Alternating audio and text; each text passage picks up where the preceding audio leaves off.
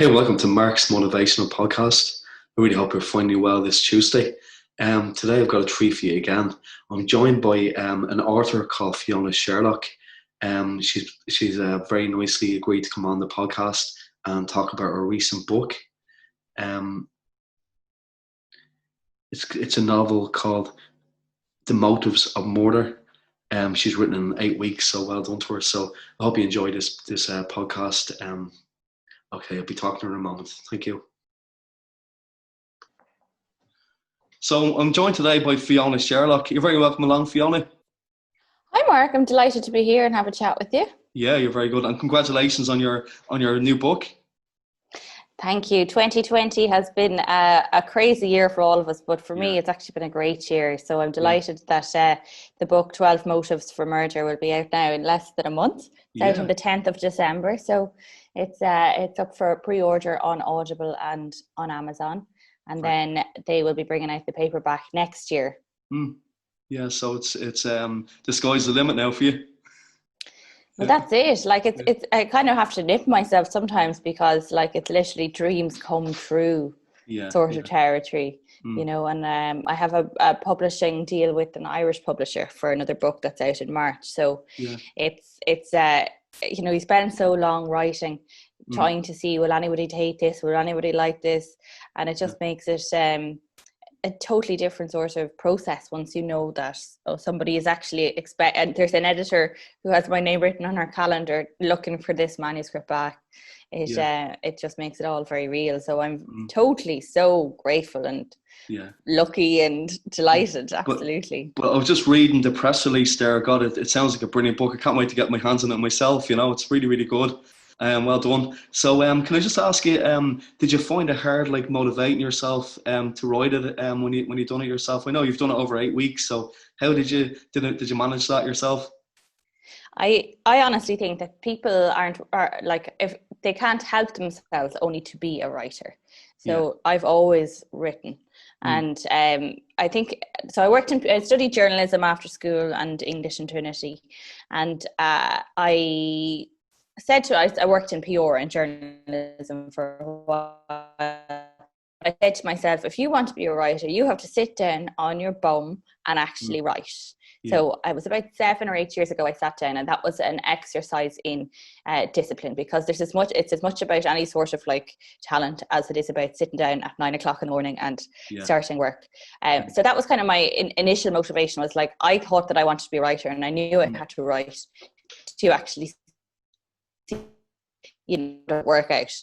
Then I self-published that book, and that really got me into the mindset of being a writer, you know, of what it would be like to go to book launches, what it would be like to speak at kind of literary festivals. And then I had my daughter, and so at this time I was still working in PR. And then when I had my daughter, it was another kind of watershed moment that said, okay, now Fiona, it's time to SH1T or get off the pot. You know, if you want to make this happen for her, you have to make this happen. So I spent the maternity leave, that was about 3 years ago. I spent that maternity leave writing whenever she was asleep. I would sit down, the house would be in chaos, you know, but I'd sit down, I probably wouldn't have eaten, but I'd just sit down and write, and I cracked out Preserved. So that was my book that's being published by Poolbag. So when it came to actually writing this particular book, I suppose I had all of the sort of the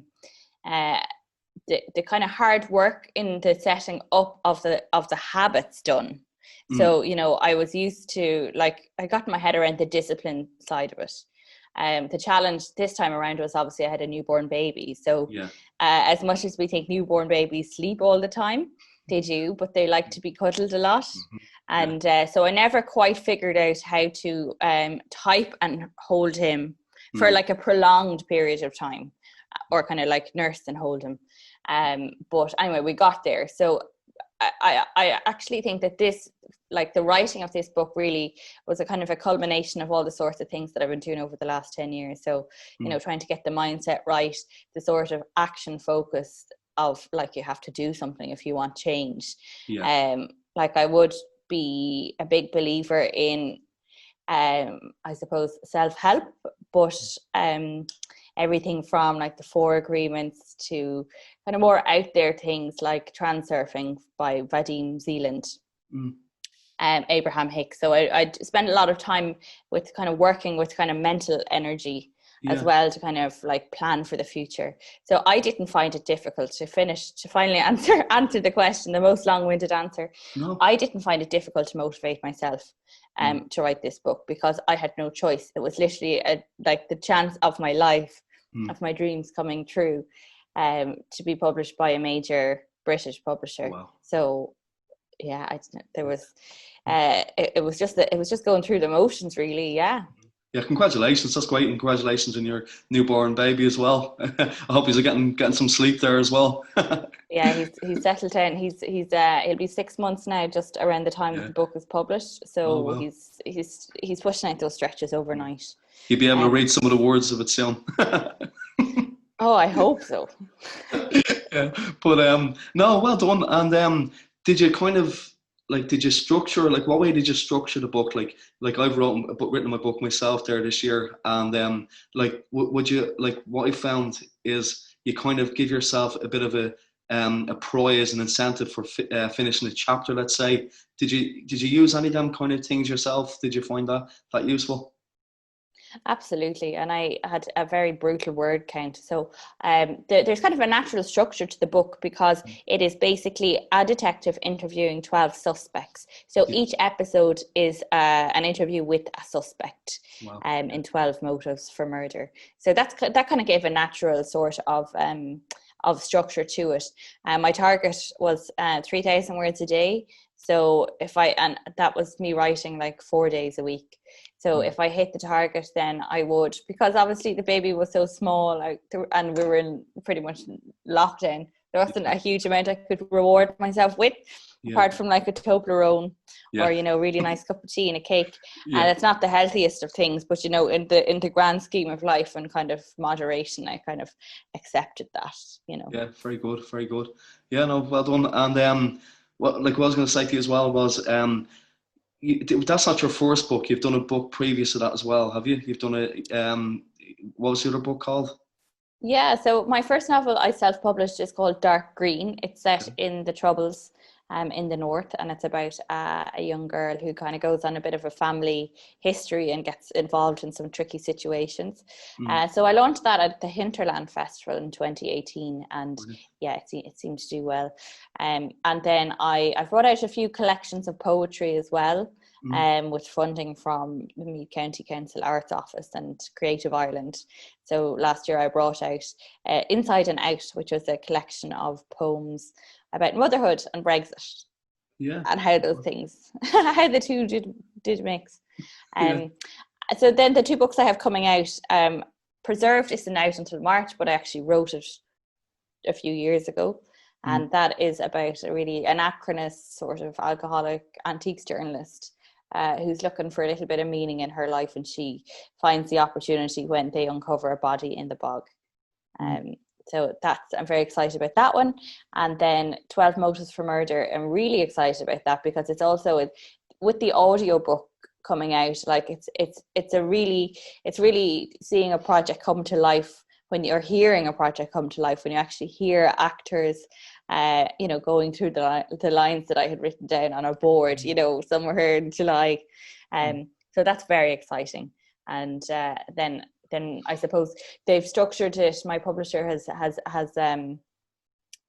planning to put the paperback out in the autumn. Like a lot of new authors, because of COVID, it's just harder to get the traction through the bookshops for new authors. It's harder to get picked up on the algorithms and things like that.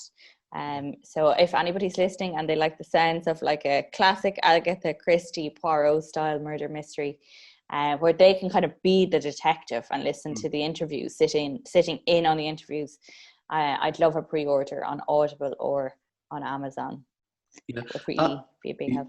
Brilliant, yeah. So as well as Amazon, like I think it's important now for people that buy Irish as well. Are they available on in Irish stores as well? I know the paperback books would be, but like, is there anywhere else, like if people want to buy your ebook, if they want to kind of avoid Amazon a little bit and stay Irish, where could they get it that way, Fiona? Yeah, so yeah, you're right in that the paperback, once it comes out, they'll all be available in Irish bookshops. But there's Yeah. actually kind of a little bit of a double-edged sword when it comes to Irish writers, and I know that there's a few other writers who are kind of would sell mostly ebooks, and I suppose the aversion to Amazon for kind of physical products or whatever is fair enough. But by I suppose there's no really like, there's Kobo, there's Google Play, but there's no like indigenous Irish platform for the Yeah. retail of ebooks. Mm-hmm. So, you know, it's kind of unfortunate that people are avoiding Amazon, because it does mean that Irish writers aren't, especially at this time, a lot of people have had their paperback publishing dates pushed back to next year. So there's a lot of debut Irish authors out there now who aren't, I suppose, people who are avoiding Amazon are avoiding them as well, and I'd be certainly one of them. So it's that's the situation, and I would be the heartiest supporter of buying Irish. I've done all of my Christmas shopping from the shops within 10k, and I myself would avoid Amazon Prime. But when it comes to the retail of ebooks, that's sort of the situation. Oh yeah. Oh no, sorry, Fiona. Yeah, like at least that's good to know, because you know, if you're looking for an ebook, you have to go to Amazon. But as you said, like a paperback, we can go to our retail their websites to order the books that way. So that's really good for people to know. You know, for the yeah. So thanks very much for that. Yeah, absolutely, and it should be available through the libraries, I think, at some point as well. Yeah, yeah. And did you find it hard, like getting a publisher at the beginning of your first book? How did you actually go about getting your first book published?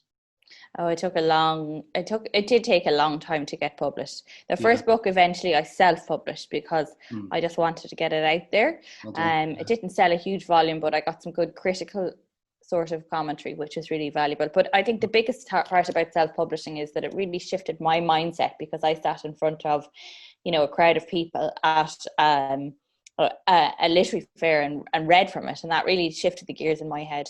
And then when I had Preserved, I was just pitching to agents. I was just refining and refining, and you get a huge amount of rejection, and you have to, like when I worked in PR, I think that was actually good preparation for all of the rejection and negativity, because you get clients who would be quite cranky in PR. Yeah.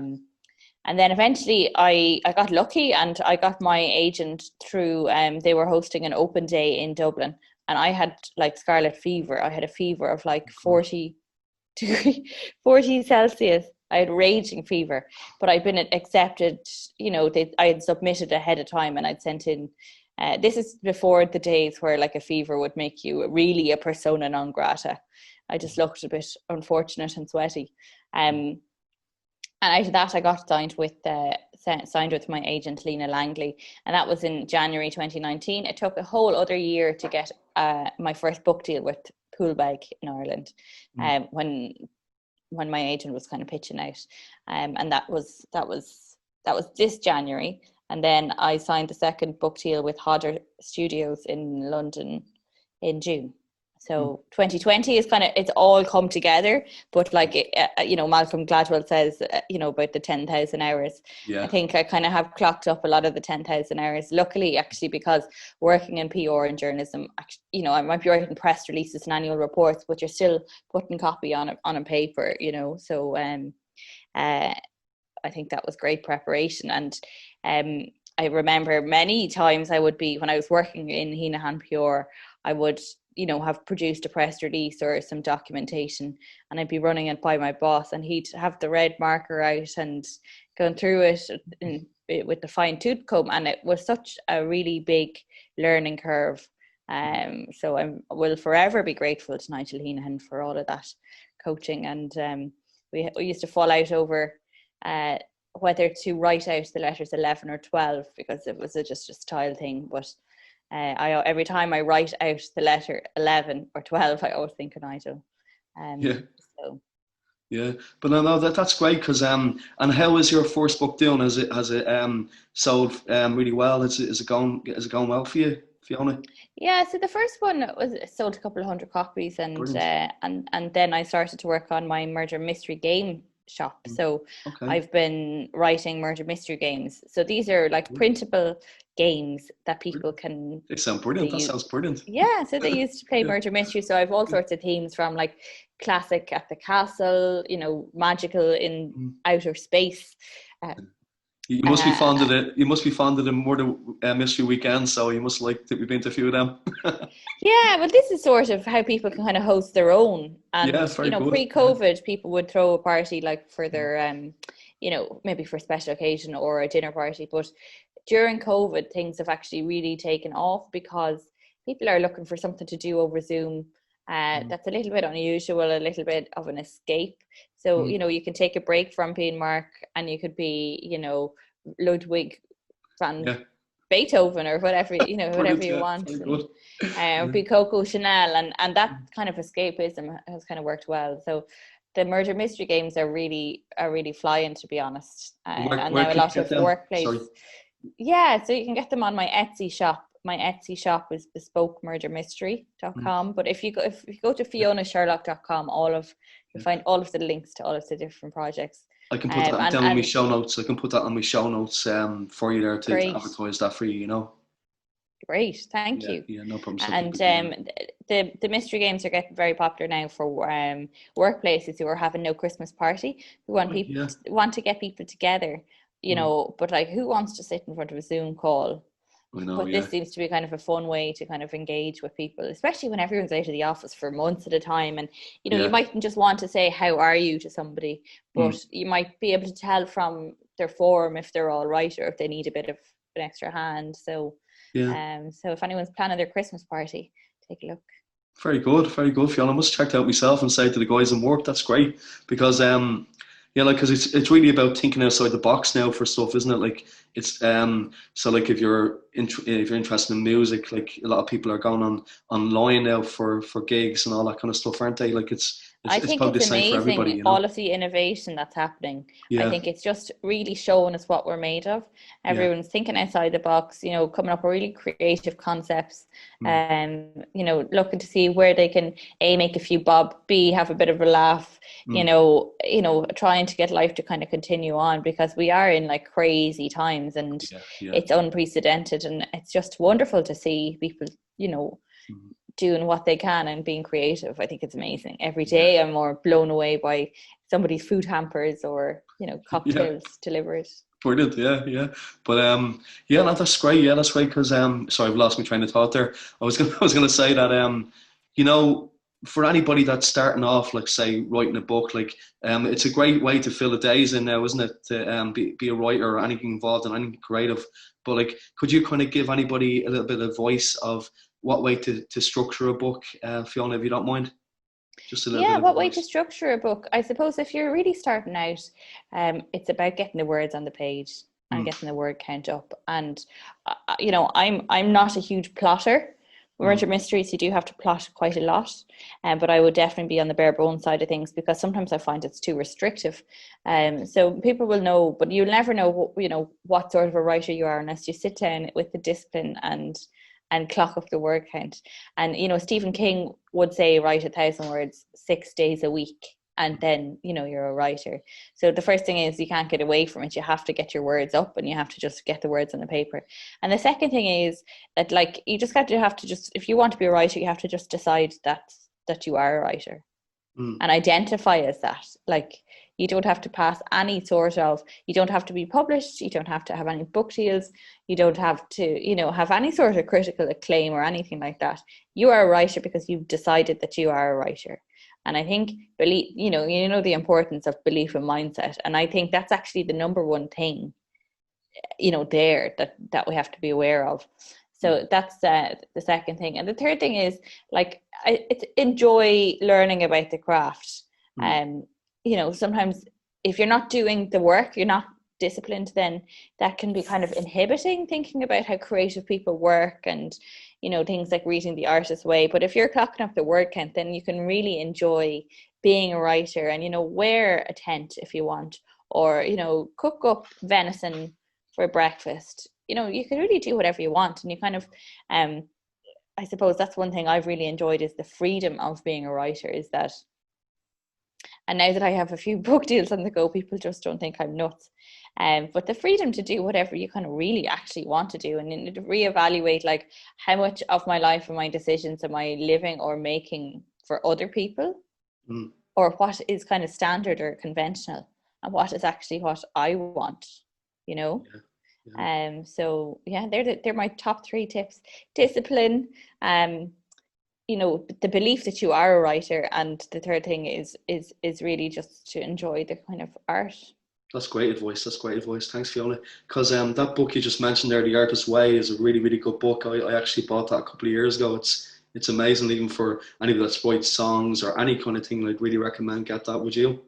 Yeah, oh, it's an amazing book. Well, I read it when I was writing the sequel to one of my books, which is coming out next year. I was back in work. I had my daughter, and I was trying to find the time in the day. And comes back to the point about discipline and getting the words on the page.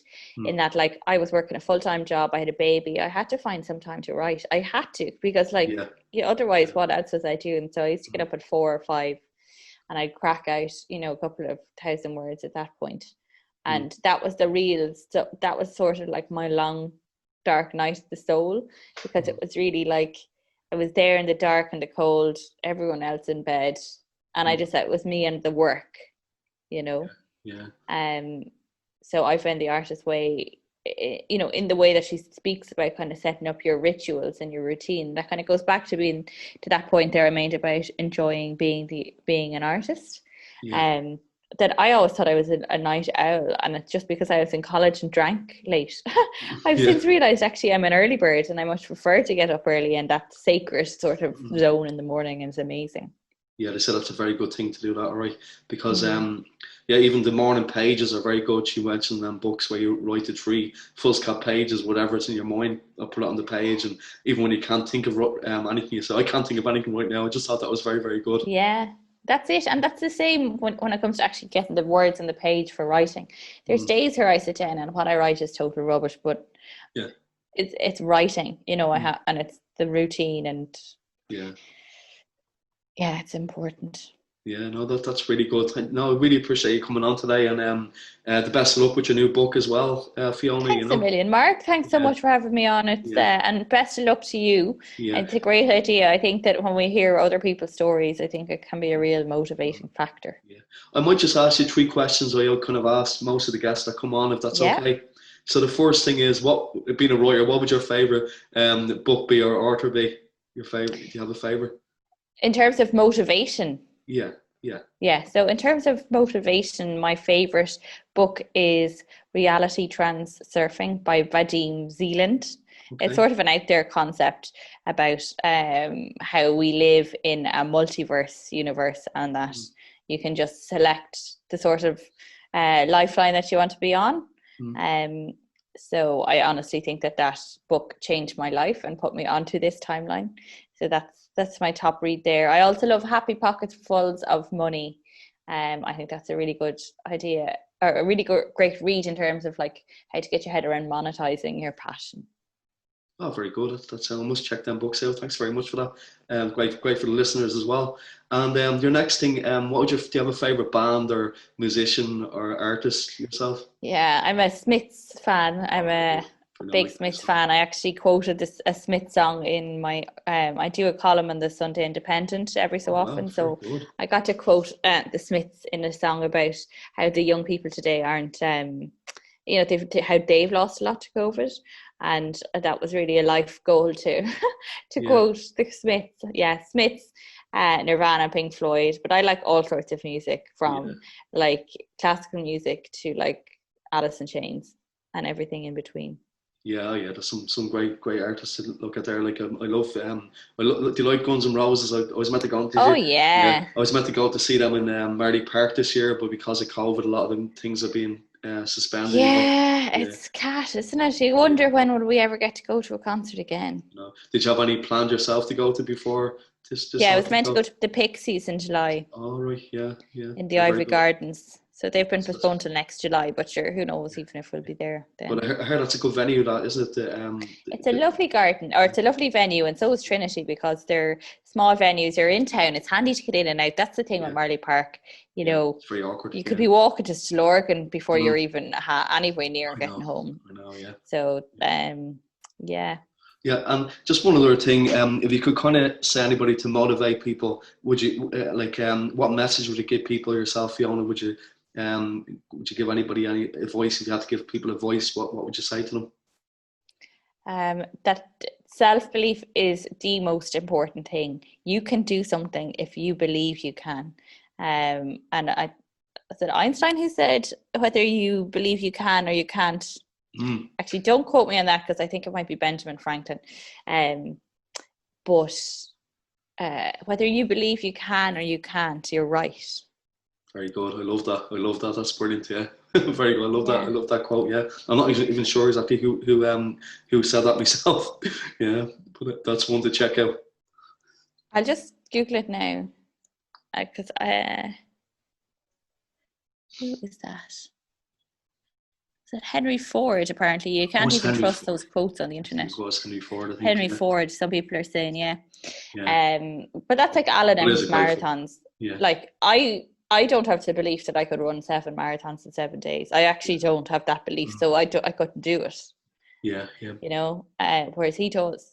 Oh yeah, it's all about beliefs. It's like my book, a little bit of a plug in my book as well. It's called The Adventures of Larry Lamppost and Friends. It's basically a collection of books that I've read to kids throughout the years. You know, little bedtime stories that I decided to compel into a book. Beautiful. And what I found, I didn't know how easy it was to actually self-publish on Amazon. Because I was talking to somebody in a podcast, I said, "What, can you do that?" Yeah, and I've done it. It's great, isn't it? It's great to be able to do that, isn't it? It's amazing that the democratization of publishing and what the internet has brought us, because it's the biggest sort of change in communication since the printing press, really. So it's amazing to be able to get your stuff out there, for sure. Yeah, and just one more time before you go, you might just mention the name of your books again for people, just so they have them there. Sure. So 12 Motives for Murder is going to come out in audiobook and ebook on the 10th of December. So you can pre-order those on Amazon and Audible. It's a classic Agatha Christie style murder mystery with 12 suspects, where the listener is the detective. They can sit right in on those interviews. And then I have Preserved is out next March with Poolbeg. Yeah, great. Well, listen, I really wish you the best of luck with all your ventures in the future. And great talking to you. Thanks very much for coming on the podcast. Thanks so much, Mark. Appreciate it, and best of luck with it. Yeah, I hope you enjoyed as much as I did. Thanks very much. I did. Thank you. Thank you.